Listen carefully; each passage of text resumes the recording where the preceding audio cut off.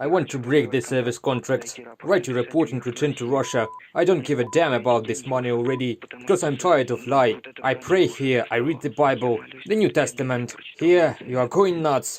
The 76th Division refused. The 98th Division refused to fight too. Damn them all. Decline in morale and refusals to go to war in Ukraine.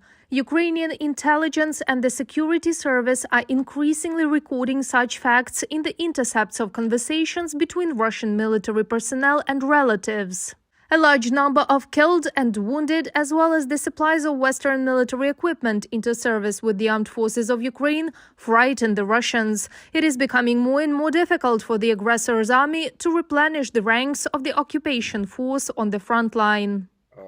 Partial mobilization is possible. Apparently, it can happen this autumn. But to do this, according to the Russian legislation, it is necessary to introduce martial law in the areas that border directly with Ukraine. This will be enough to call for a partially military mobilization. So far, for the next at least 2 or even 3 years, Russian general mobilization is impossible, at least for the reason that it is impossible to provide them with the appropriate types of weapons. Russians are not inspired to go to war either by lies on the part of the Russian leadership and commanders.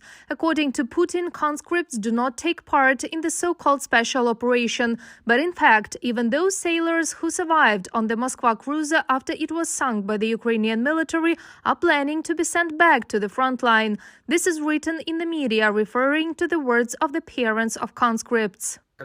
The number of people willing to sign a contract with the Russian armed forces is getting smaller and smaller. By the way, their conscription has now ended.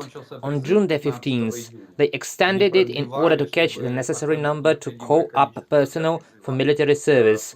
And as I understand it, they will now be pressured to sign a contract and leave for the military special operation to Ukraine. But even the covert mobilization carried out by the Kremlin does not give the expected results for Russia, experts say. The Russian TV shows victories, saying that there is no war. The TV says that there are no casualties, or there are 3,000 casualties there. For a country with a population of 140 million, it is impossible to find a relative of the one who was killed.